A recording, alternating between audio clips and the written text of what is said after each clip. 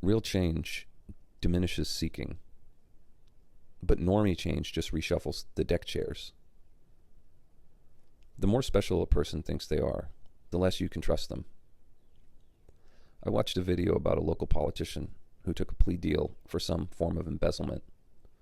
What makes it relevant to this video is that she had been convicted of a similar crime 30 years prior to that. In fact, that was the story on which she ran to get elected, that she was an overcomer, that her success after the adversity of being caught stealing was a testament to the power of a person to change and turn over a new leaf. I think this person is delusional, as are the people who voted for her, as evidenced by her now second offense and compounded by her recent release of a book detailing her story of overcoming the consequences of getting caught the first time. I haven't bought the book. It was released this year, though, contemporaneous to her entanglement with the justice system. What kind of delusion does it take to continue on with that?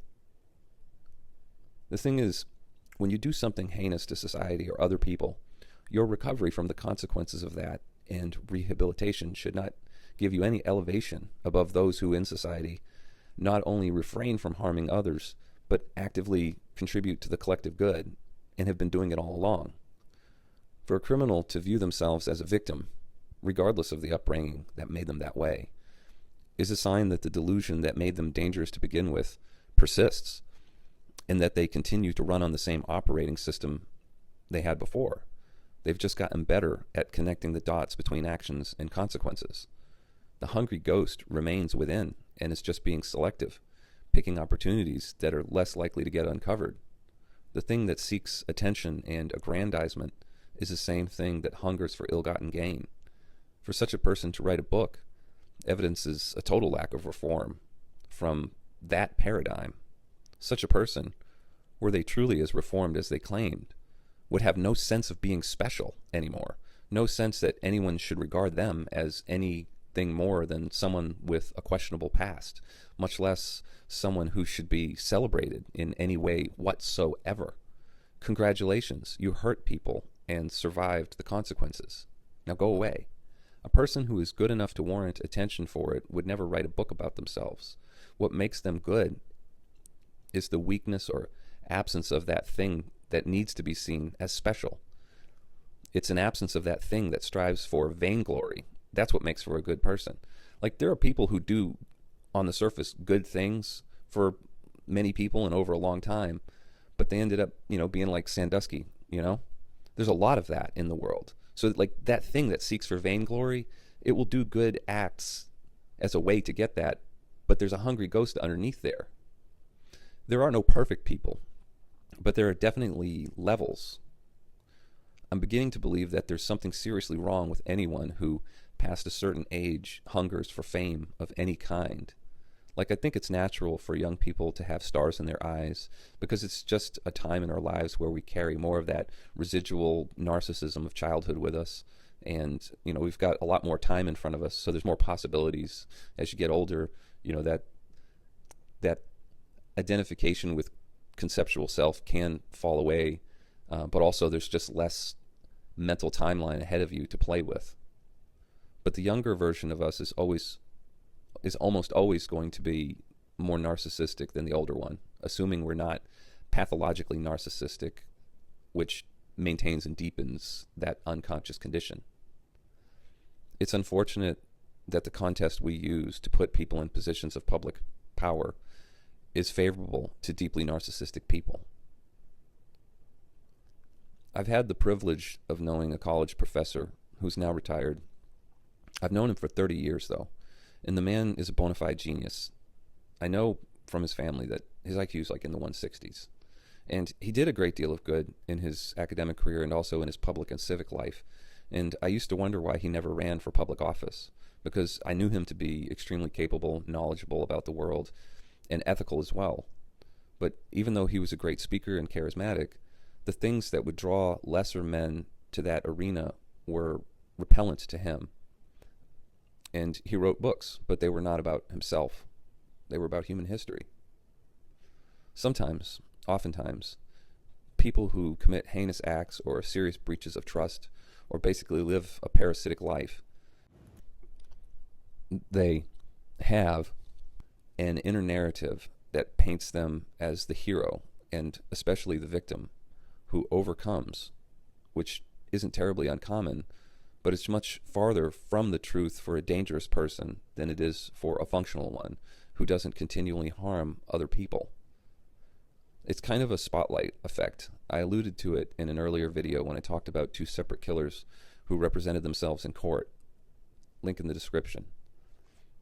I think it's also evidenced in the BTK's court deposition, where he talks about himself as if anybody should care about him at all, as if he should be regarded as anything higher than the dirt on the floor. They have a distorted sense of how they are regarded by others and the degree to which they are actually regarded by others at all. I think we all know that for the most part, nobody is thinking about us save for a few close relations and associations. But main character syndrome is a symptom of something that causes everything from crash outs to murder to embezzlement, corruption. All the ills of humanity are more likely to be expressed through a person with an extremely saturated inner narrative and complicated identity. You look at these wind-up toys who keep stealing our loved ones from us in mass casualty events, and they're completely self-obsessed with the particulars of their identity. It's a pathology. All the noise in their head, they somehow relate it to speculation about how other people feel about them, as if they warrant space in anybody else's head.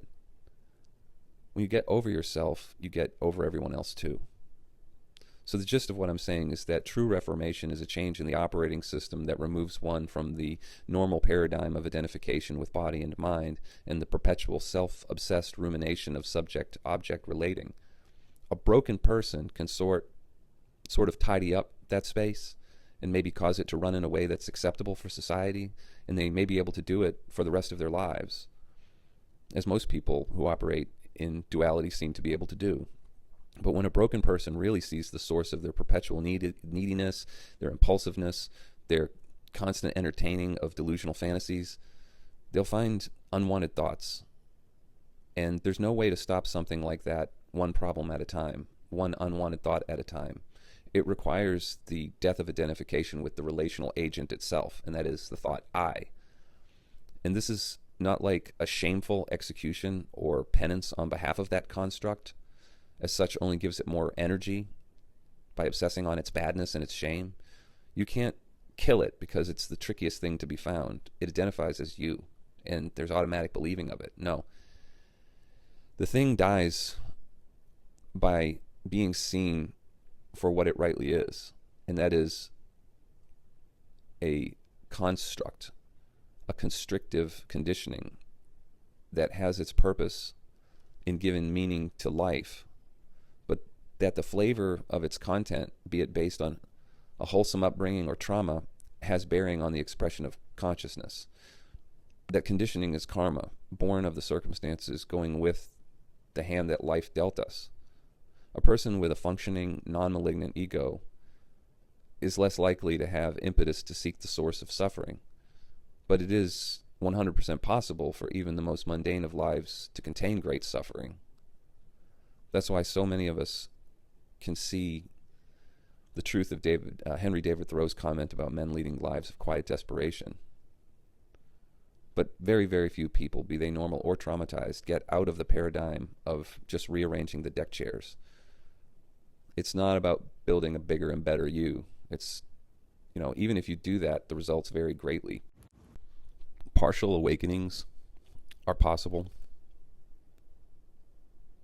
or people thinking that just a change of perspective constitutes awakening.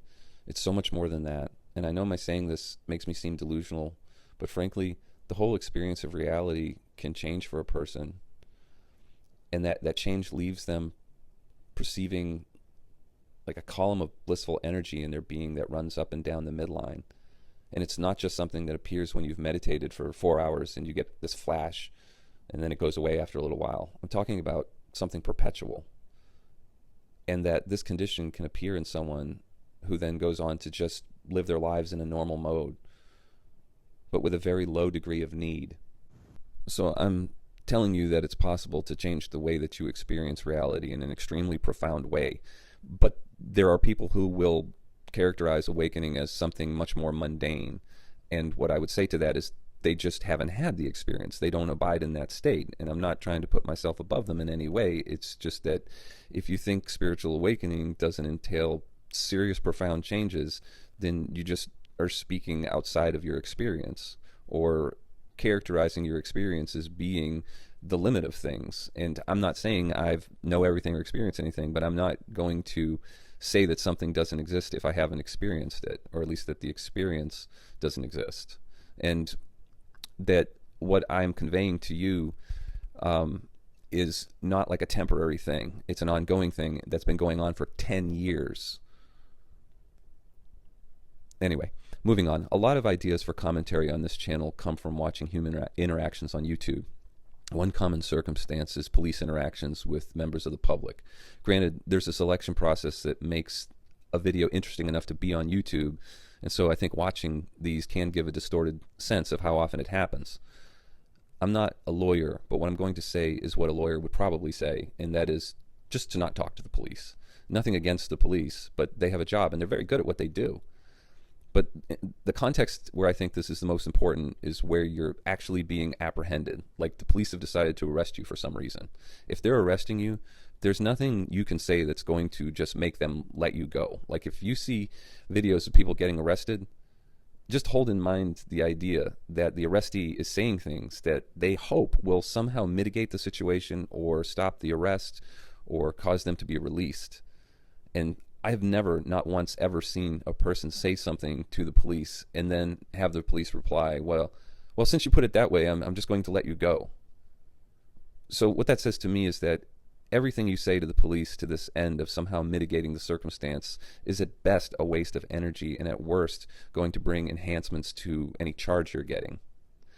I'm not in law enforcement and I've never been arrested, but police videos are like a laboratory for watching people who should be completely silent say things that do them no good. Just don't say anything. Don't give a story. Don't give an excuse. Don't blame society. Don't blame another individual. If you're being arrested, the police have made some kind of decision, and the best thing to do is shut your mouth and let your attorney represent you. But you see, it's not just the delusion that they might get let go, right? No, it's also this brokenness in people that causes them to fawn and seek favor from those they consider to be authority figures. Like you see it sometimes with young murderers, the kind of boys who consider themselves budding serial killers. But then they get caught their first time. And they carry this same self-importance as if the world were a video game and all the other people in it were NPCs put there to evaluate their performance or somehow guide them in it. They talk as if the listener were in some similar headspace to which they could relate. That need to be studied and understood by authority figures or society, it's a product of the same delusion that's the cause of all human tragedy, and that is the paradigm of body identification. And while the vast majority of people operate functionally within the paradigm of duality, the ones who cannot are almost always saddled with a head full of noise and an extremely loud voice in the head, a voice that cultivates all sorts of conflicting things like shame and grandiosity.